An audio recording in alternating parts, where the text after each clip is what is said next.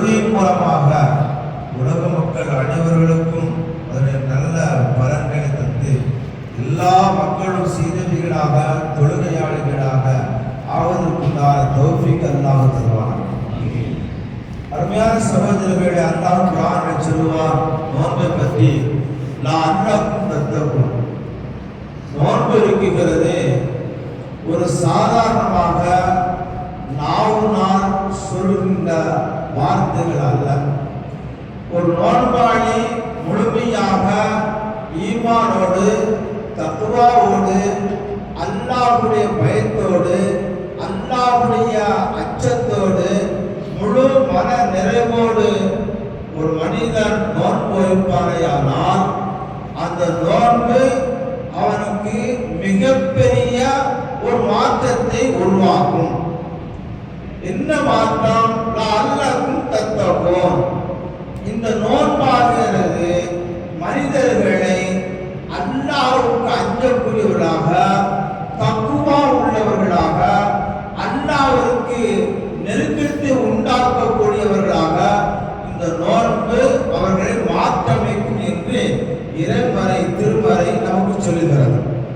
அருமையான சகோதரர்களே, நோன்பு என்பது மனிதர்களுக்கு ஒரு பயிற்சியை தந்து கொண்டிருக்கிறது. ஒரு பயிற்சி என்று சொன்னால் சர்வ சாதாரணமாக சொல்லிவிட முடியாது. மனதில் நஃப்ஸே அம்மாரா என்ற ஒரு நஃப்ஸ் நம்முடைய உள்ளத்தில் ஊடுருவி கொண்டிருக்கிறது. அந்த நஃப்ஸை கட்டுப்படுத்துகிற அமைப்பு இந்த நோன்பில் இருக்கிறது.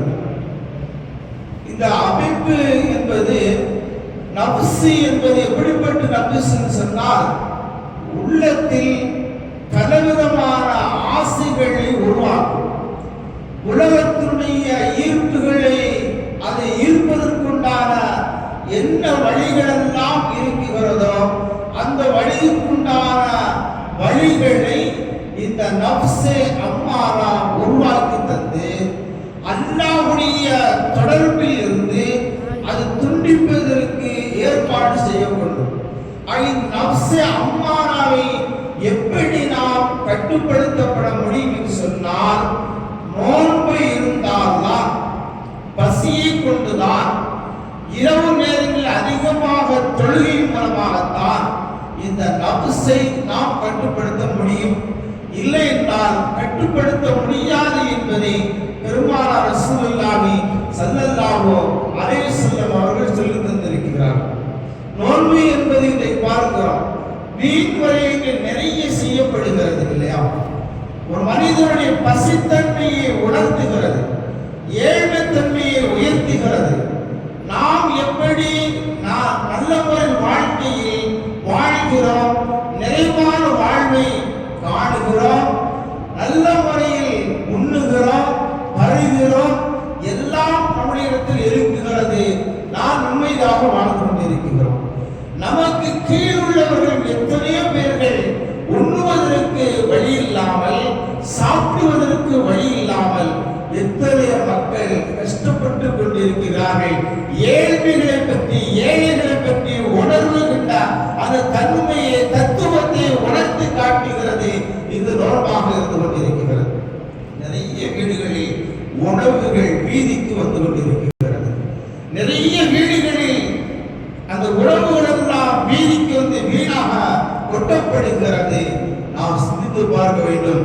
பாலஸ்தீன் போன்ற இடங்களில் எல்லாம் மக்கள் உண்ணுவதற்கு உணவு இல்லாமல் தத்தளித்துக் கொண்டிருக்கிறார்கள். சென்ற நோன்புகளில் நோன்பு வைப்பதற்கும் நோன்பு திறப்பதற்கும் அவர்களுக்கு வழி இல்லாமல் தண்ணீரை வைத்து கூட அவர்கள் சிறியவர்கள் பெரியவர்கள் எல்லாம் அந்த நோன்பை நோற்றிருக்கிறார்கள். அல்லாஹ் அப்படிப்பட்ட சூழ்நிலை தராமல் நல்ல நிலையில் தந்திருக்கிறார். நமக்கு கீழுள்ள ஏழைகளை சிந்திக்குகின்ற அந்த ஆற்றலும் உருவாக்குகின்ற பயிற்சியும் இந்த நோன்பு நமக்கு பக்குவப்படுத்துகிறது. அடுத்து இந்த நோன்பாகிறது எல்லா நேரங்களிலும் நாம் அல்லாஹ்விடத்தில் எதை கேட்டாலும் அல்லாஹ் தருவதற்கு தயாராக இருக்கிறார். தொழுதால் தொழுது முடித்து விட்டு அதற்குண்டான பிறகு இஸ்திஃபார்கள் செய்து அதன் பிறகு அல்லாஹ்விடத்திலே நாம் கேட்டோம், அது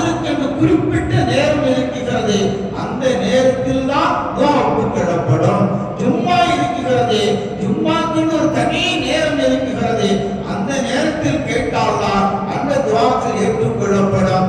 ஆனால் நிபந்தனை இல்லாமல் எந்நேரத்திலும் நாம் துஆக்கள் கேட்டால், பிரார்த்தனை செய்தால், நோன்புடைய காலங்கள் நோன்பு வைத்துக் கொண்டு கேட்டால் அல்லாஹ் தருகின்றி உடனடியாக நம்முடைய துஆக்களை அங்கீகரிக்கக்கூடிய ஆற்றல் மகத்துவத்தை அல்லாஹ் ரப்பல் ஆலமீன் இந்த நோன்பை வைத்திருக்கிறார்.